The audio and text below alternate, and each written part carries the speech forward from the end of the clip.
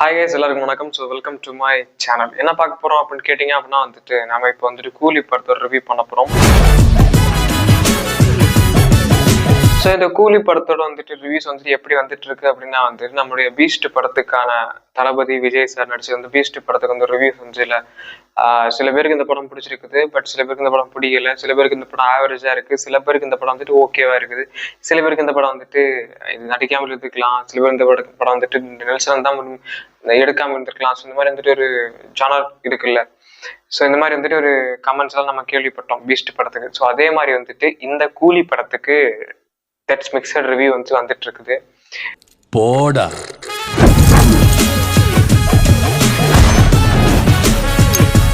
என்ன கேட்டா it like my genuine review, my opinion, my thought wise, my everything என்னாலும் வச்சுக்கலாம். அப்படி கேட்டீங்க அப்படின்னா எனக்கு இந்த படம் பர்சனலா ரொம்ப பிடிச்சிருக்கு.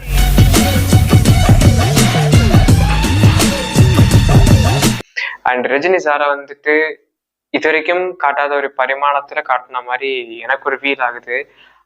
ஆனா லிட்டரலி பார்க்கும்போது எனக்கு ஜெயிலர் பார்த்த மாதிரி ஒரு ஃபீல் இருந்துச்சு.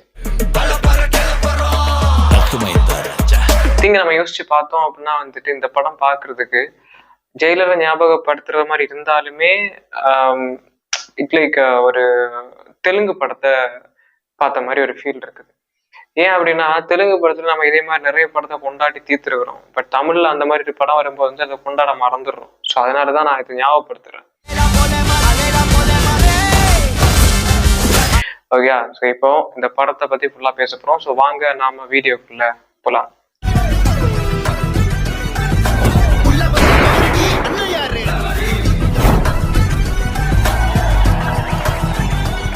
ஃபர்ஸ்ட் இந்த படத்தோட கதை என்ன அப்படின்னா இவர் தனித்தனியா ஒரு மேன்ஷன் நடத்திட்டு இருக்காரு.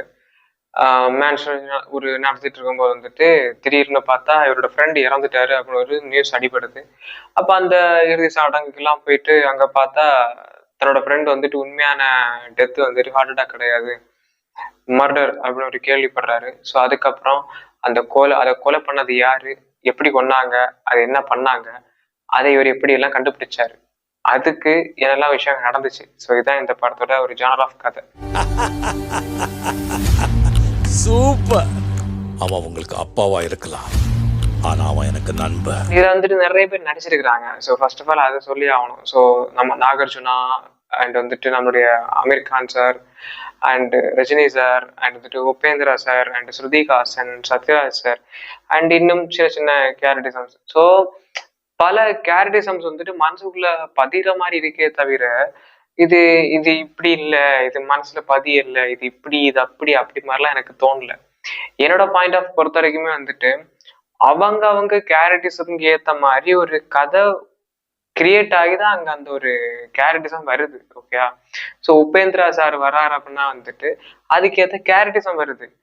ஃபிளாஷ்பேக்ல இவங்க இப்படி கூட நிக்கிறதுக்கான காரணம் என்ன அப்படிங்கிறதுக்கு ஒரு ரீசன் இருக்குது. நாகார்ஜுனா சார் வில்லனா இருக்காரு அப்படின்னாலும் அமீர் கான் சார் ஒரு சின்ன வில்லனா இருக்காரு அப்படின்னாலும் அதுக்கு ஒரு ஃபிளாஷ்பேக்ல ஒரு ரீசன் இருக்குது. ஓகே, ஸோ இதுக்கப்புறம் ரஜினி சார் ஏன் இந்த மாதிரி ஒரு வில்லனிசம் பண்றாரு அப்படின்னா அவருக்கு ஃபிளாஷ்பேக்ல ஒரு ரீசன் இருக்குது.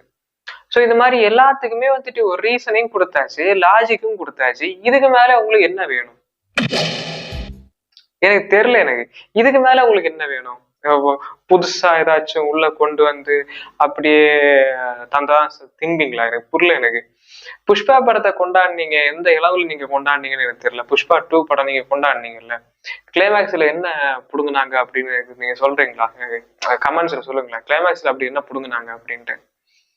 கிளைமேக்ஸ்ல அந்த கூட இருக்கிற அந்த ஒரு பொண்ணு, அந்த முறைக்கு ஏதோ ஒண்ணு வரும். ஸோ அந்த பொண்ணை கடத்திட்டு போயிட்டு சம்திங் பண்ணுவாங்க. அப்ப இவர் ஊரே திரட்டிட்டு அந்த பொண்ணை தேடி தனியா போய் அங்க எல்லாரையும் கொல்லுவாரு. படம் பாதியோர் நல்லா இருக்குது, கிளைமேக்ஸ் நல்லா இல்ல. அப்ப என்ன பண்றது? படம் பாதியோர் நல்லா இருக்குது, கிளைமேக்ஸ் நல்லா இல்ல. அப்ப என்ன பண்றது?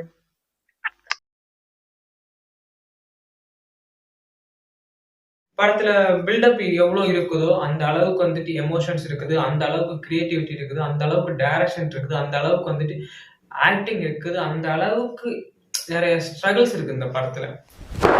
Emotional damage. இங்க நான் நிறைய ரிவ்யூஸ் பாக்குறேன். ஸோ அந்த ரிவ்யூஸ் எல்லாத்தையுமே வந்துட்டு ஃபர்ஸ்ட் ஆஃப் அப்புறம் வந்துட்டு இன்டர்வல் வந்துட்டு ஓ அப்புறம் அந்த இன்டர்வலுக்கு அப்புறம் செகண்ட் ஹாஃப்ல வந்துட்டு அப்புறம் கிளைமேக்ஸ் வந்துட்டு புரியல எனக்கு. நீங்க எல்லாம் படம் பாக்குறீங்களா இல்ல வந்துட்டு உங்களுக்கு கதை புரியலையா இல்ல வந்துட்டு உங்களுக்கு படம் பார்க்க தெரியலையா? எல்லாம் வந்துட்டு எனக்கு என்ன சொல்றேனே தெரியல. எனக்கு உண்மையிலேயே படம் பார்க்க தெரிஞ்சுதான் போடுறானுங்களா தெரியாம போடுறானுங்களா? சோ ஒரு படம் அதுக்கு வந்துட்டு லாஜிக்கும் கொடுத்தாச்சு, கதையும் கொடுத்தாச்சு, அதுக்கேற்ற ஸ்டோரிஸும் இருக்குது, அதுக்கேற்ற லைன்ஸ் இருக்குது. அது என்ன எதுக்காக நான் இப்படி ஒரு பிரச்சனை போயிட்டு இருக்குது, என்ன மாதிரி ஒரு பவர்ல இருக்கிற ஒரு ஆள் அவரு அப்படிங்கிறதுக்கு எல்லாத்துக்குமே ரீசன் சொல்லியாச்சு. இதுக்கு மேல என்ன சொல்லணும் உங்களுக்கு? தூக்கி கொண்டு வந்து இந்த வாழைப்பழத்தை தூக்கி வாயில வைக்கிற மாதிரி வச்சு தரணுமா? எனக்கு புரிய மாட்டேங்குது. எனக்கு நானாலாம் எதுவும் பண்ணல, கதையில அப்படிங்குது. என்ன பார்த்தா முட்டா குமார் தெரியுதா? இந்த தேவா பத்தி தெரிஞ்சிருந்தோ என்கிட்டயே விளையாடி இருக்க. தமிழ்ல ஒரு படம் வருது அப்படின்னா வந்துட்டு அதை கொண்டாட முடியலனாலும் பரவாயில்ல, அதை மட்டப்படுத்தாதீங்க, அதை கீழே தள்ளாதீங்க. நான் வந்துட்டு ஒரு ரிவ்யூ, ஒரு இன்ஸ்டாகிராமோட ஒரு வீடியோ வந்துச்சு. அவரு அசால்ட்டா சொல்லிட்டாரு விஜய் ரசிகர் தான் இப்படி பேசிட்டு இருக்கானுங்க அப்படின்ட்டு. முக்காவாசி ரசிகர்களும் இப்படிதான் பண்றாங்க. ஸோ அது உண்மை கிடையாது. ஓகே, படம் எனக்கு பிடிச்ச மாதிரி நல்லா இருக்குது. ஓகே, உங்களுக்கு நல்லா இருக்குன்னு தெரியல எனக்கு. முடிச்சிடலாமா? பெரிய பெரிய ஆளுங்க தான் எடுத்துட்டு இருக்கானுங்க. ஸோ அப்ப அந்த பெரிய பெரிய ஆளுங்க எப்படி இருப்பாங்க? வேற லெவல்ல எங்க இல்லாம இருப்பாங்க. அவங்க அதுக்கேத்த மாதிரி பிளான் பண்ணி, அதுக்கேத்த மாதிரி எக்ஸிக்யூட் பண்ணி, அதுக்கேத்த மாதிரி வந்து ரெக்குவயர்மெண்ட்ஸ் எல்லாம் பண்ணும்போது இந்த மாதிரி பிரச்சனை எல்லாம் வரும். அப்ப அந்த பிரச்சனை தீர்க்கிறதுக்கு ஷோபின் மாதிரி ஒரு கேரக்டர் எல்லாம் வச்சிருப்பாங்க. அப்போ அங்க நிறைய விஷயங்கள் இருக்குது. ஸோ இந்த மாரல் ஆஃப் த ஸ்டோரி என்ன அப்படின்னா வந்துட்டு, இந்த படம் நல்லா தான் இருக்குது. படம் நல்லா இல்லைன்னு சொல்றேன் வந்துட்டு கண்டிப்பா எனக்கு தெரிஞ்சு தெரியல. ஏன் நான் சொல்றேன் அப்படின்னா வந்துட்டு, சில பேர் சொல்றாங்க கதையே புரியல அப்படின்னு. இதை விட கதை என்னடா உனக்கு புரியல? எனக்கு புரிய மாட்டேங்குது. கதையை இதுக்கு மேல என்ன சொல்லி தரணும் உங்களுக்கு? தன்னோட ஃப்ரெண்டு இறந்துட்டாரு, ஃப்ரெண்டுக்காக அவர் வருவார், வந்துட்டாரு. வந்ததுக்கு அப்புறம் அவரு எப்படி எல்லாம் பிளான் பண்ணி, எப்படி எல்லாம் அந்த வில்லனோட குரூப்ல உள்ள என்டர் ஆகி, அதுக்கு அடுத்து அதுல இருந்து எப்படிலாம் வந்துட்டு வில்லனை தோக்கி அடிக்கிறதுக்குன்னு ட்ரை பண்றாரு. அதுக்கு இடையில இவங்களுடைய சத்யராஜோட மக ஸ்ருதிகாசன், ஸோ அவங்கள வந்து கடத்திட்டு போயிட்டாங்க. அப்ப அவர் என்ன பண்ணாரு, அதுக்கு என்ன பண்ணிட்டு இருக்காங்க, இப்படி மாதிரி வந்துட்டு நிறைய விஷயங்கள் அந்த படத்துல இருக்குது. அது ஏன் உங்க கண்ணுக்கு தெரியல?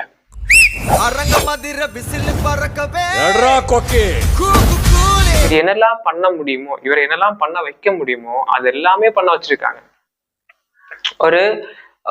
ஒரு படத்துல வந்துட்டு லவ் சீன், அந்த கேரக்டருக்கு வந்துட்டு லவ் இருக்கணும், அந்த கேரக்டர் வந்துட்டு ரொமான்ஸ் இருக்கணும், அந்த கேரக்டருக்கு வந்துட்டு ஏதாவது ஒரு இளவு இருக்கணும் அப்படின்னு நினைச்சிட்டு இருக்காரு. ஒரு நண்பன் இறந்துட்டா அப்ப அந்த நண்பனுக்காக போராடுறாங்க. அந்த பெத்த பொண்ணே வந்துட்டு அந்த இதை வந்து கை விட்டுரும். எனக்குன்னு ஒரு 2 பொண்ணுங்க இருக்காங்க, தங்கச்சி இருக்காங்க, அவங்கள நான் காப்பாற்றணும் அப்படின்னு அந்த பொண்ணுங்களே கை விட்டுரும். அவங்க 1000 இருந்தாலும் எங்க அப்பா அப்படின்னு சொல்லிட்டு போயிடும். அப்ப 1000 இருந்தாலும் உங்க அப்பா, எனக்கு அவன் நண்பன் அப்படின்னு சொல்லிட்டு நண்பனுக்காக கலையிறங்குவாரு. சூப்பர். அவன் உங்களுக்கு அப்பாவா இருக்கலாம், ஆனா அவன் எனக்கு நண்பன். அப்ப அந்த கலையிறங்குற செக்ஷன்ல வந்துட்டு இந்த பொண்ணையும் பாதுகாக்கணும், தன்னோட உயிரையும் பாதுகாக்கணும், அந்த வில்லனையும் கண்டுபிடிக்கணும், யார் அவங்களை கொன்னான்னு தெரியணும், சத்யராஜ் யாரு போட்டாங்கன்னு தெரியணும். இந்த மாதிரி நிறைய விஷயத்த வந்துட்டு கலெக்ட் பண்ணிட்டு இருக்கிறாங்க. அந்த வில்லனோட சீன்ல வந்து என்ட்ரி ஆகுறதுக்கும் அதுக்கும் ஒரு சீன் இருக்குது.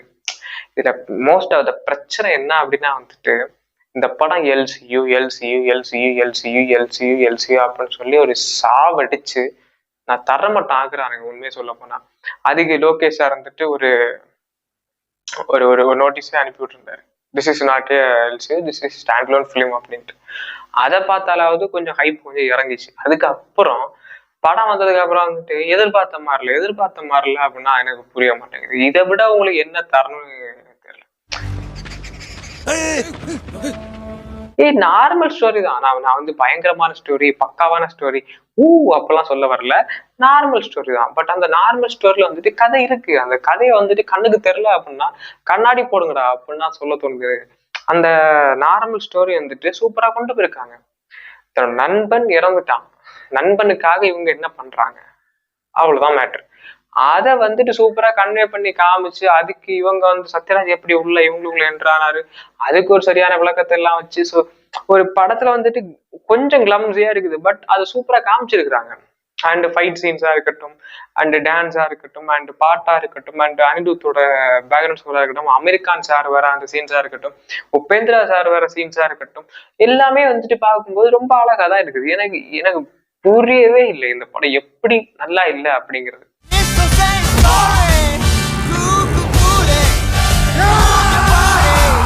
எனக்கு தெரிஞ்சு சும்மா வந்து நின்று பேசி கலாய்ச்சி அந்த மாதிரிலாம் இதுலயும் கொஞ்சம் சின்ன சின்ன அந்த சுட்டு நல்லா காமிப்பாரு சூப்பர் ஸ்டார். அதெல்லாம் பார்க்க ரொம்ப அழகா இருந்துச்சு.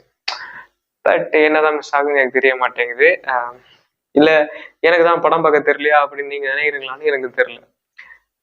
நான் வந்துட்டு பார்த்த வரைக்குமே வந்து இந்த படம் நல்லா தான் இருக்குது. ஸோ ரொம்ப சூப்பரா இருக்குது. தியேட்டருக்கு போகாம இருக்கிறவங்க கண்டிப்பா தியேட்டருக்கு போய் பார்த்து இந்த படத்தை சப்போர்ட் பண்ணுங்க. ஓகே, உங்களால முடிஞ்ச சப்போர்ட் வந்துட்டு சூப்பர் ஸ்டாரை கொடுங்க. அவர் தங்கத்தட்டுல இருக்காருப்பா நீ ஆப்பா அப்படின்னு கேட்காதீங்க. நீ 150 ரூபா கொடுக்குறியா, என்ஜாய் பண்ணிட்டு வா, அவ்வளவுதான் மேட்ரு. ஓகே, படம் நல்லா இல்லை ஐயோ அப்பப்போ அப்படி இப்படின்னு சொல்றவங்க எல்லாம் நம்பாத. படம் நல்லா தான் இருக்கு. படத்தை வந்துட்டு இது ஒரு லோகேஷ் படமா அப்படின்னு கேட்குற அளவுக்கு அவரு மாறி இருக்காரு. ஓகே, ஒரு டார்க் காமெடியில, ஒரு சின்னதா வந்துட்டு ஆக்ஷன்ஸ்ல, ஸோ ஃபுல்லா ஏ சர்டிஃபிகேட் படம். ஆனா ஏ சர்டிஃபிகேட் கொடுக்குற அளவுக்கு இந்த படத்துல வந்துட்டு ஒண்ணுமே இல்லை. ஏன்னா நார்மலான ஃபைட்ஸ் தான். நார்மல் படத்துல வர ஆர்டினரி ஃபைட்ஸ் தான் இருக்குது. பட் ஃபுல்லா ஃபைட்டே இருக்கிறதுனால வந்து ஏ சர்டிஃபிகேட் கொடுத்துருக்காங்க.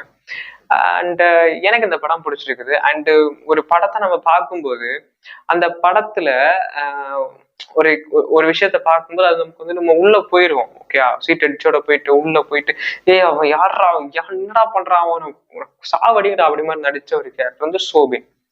சோபின் அவரோட கேரக்டர் வந்து ரொம்ப சூப்பரா இருந்துச்சு. ஒரு தடவை போயிட்டு திரும்ப வரும்போது நமக்கு பார்க்கும்போது எரிச்சலா இருக்கும். நமக்கே வந்துட்டு என்னடா யாரா இவன் கொல்லுக்கடா இவரை, சாவடிங்கடா இவனை அப்படி மாதிரி இருக்கும். அது மாதிரிதான் சூப்பர் ஸ்டார் சொல்லுவாரு, மோசமானவன்டா அவன் அந்த மாதிரி இருந்துட்டு. ஸோ அந்த மாதிரி ஒரு கேரக்டர் நம்ம வந்து நாகார்ஜுனாவோட இவர் ஒரு கேரக்டர் வந்துட்டு பயங்கரமா இருக்கும். ஓகே, லிட்டரலி நாகார்ஜுனா வந்துட்டு அதுக்கு அவரோட இம்பார்ட்டன்ஸ் வந்துட்டு கம்மி பண்ணிட்டாங்க. அவரோட இம்பார்ட்டன்ஸ் இன்னும் அதிகமா ஹைப் ஏத்துற மாதிரி பண்ணியிருந்தா இன்னும் சூப்பரா இருந்திருக்கும் அவரோட கேரக்டரிசம். அண்ட் வந்துட்டு அவருக்கு மகனா வர ஒரு கேரக்டர் சூப்பரா பண்ணியிருப்பாரு. கடைசியில வந்துட்டு கிளைமேக்ஸ் வந்துட்டு ஒரு எமோஷனல் சீன்ஸ் இருக்குங்க. அந்த எமோஷனல் சீன் வந்துட்டு சூப்பர் ஸ்டாரால மட்டும் தான் ஹேண்டில் பண்ண முடியும். அந்த மாதிரிதான் இந்த படம் இருக்கு. நான் லிட்டரலியே நான் விஜய் ஃபேன் இருந்தாலும் நான் சொல்றேன், உண்மையை சொல்றேன். அந்த படத்துல வந்துட்டு நீங்க கூலி படம் பாத்தீங்கன்னா கிளைமேக்ஸ் செஷன் வந்துட்டு நீங்க பார்க்கும்போது அது உங்களுக்கு கண்டிப்பா உங்களுக்கு அது வந்துட்டு கரெக்டா பண்ணிருக்கிறாங்க. அந்த எமோஷனல் சீன் வந்துட்டு கரெக்டா ஹேண்டில் பண்ணிட்டு அப்படியே தலையை அப்படியே கோதி விட்டு அப்படியே வந்துருவாரு. யார் இவர் தலையே இல்லை, சூர்யாசன் தலையை அப்படியே கோதி விட்டுட்டு அப்படியே வந்துடுவாரு. அவ்வளவுதான். ஸோ நீங்க அந்த படத்தை பாருங்க. சத்தியமா படம் பார்த்துட்டு இப்ப நான் சொன்னதுல ஆல்ரெடி நீங்க படம் பார்த்துருந்தீங்க அப்படின்னா வந்துட்டு உங்களுக்கு படம் புரியல, நடிகை அது இல்லை இது இல்லை அப்படி ஏதாவது உங்களுக்கு தோணுது அப்படின்னா வந்துட்டு கண்டிப்பா கமெண்ட் சொல்லுங்க. அண்ட் இந்த படம் நீங்க ஆல்ரெடி லைக் வந்துட்டு இனிமேதான் பார்க்க போறீங்க அப்படின்னா வந்துட்டு பார்த்துட்டு உங்களோட கமெண்ட்ஸை கண்டிப்பா சொல்லுங்க, நான் வெயிட் பண்றேன். அண்ட் நம்ம வீடியோ வந்துட்டு சப்ஸ்கிரைப் பண்ணுங்க, லைக் பண்ணுங்க, ஷேர் பண்ணுங்க, அண்ட் உங்க நோட்டிஃபிகேஷன் எல்லாம் ஆல் பண்ணி வச்சுக்கோங்க. ஓகே, ஸோ வேற என்ன அப்படின்னா வந்துட்டு இந்த படத்துக்கு நான் கண்டிப்பா 5க்கு 4 கொடுப்பேன். அண்ட் ஏன் அப்படின்னா வந்துட்டு சில சீன் கோட்ஸ் பார்க்கும்போது அதான் சரி படத்தோட பாணி தெரியுது, மற்ற மாதிரி எனக்கு பெருசா எந்த குறையும் தெரியல. ஸோ நீங்க இந்த படத்தை வந்து கண்டிப்பா பார்த்து உங்களுடைய ஒப்பீனியன்ஸ் வந்துட்டு கண்டிப்பா கமெண்ட்ஸ் சொல்லுங்க. Waiting for your comments.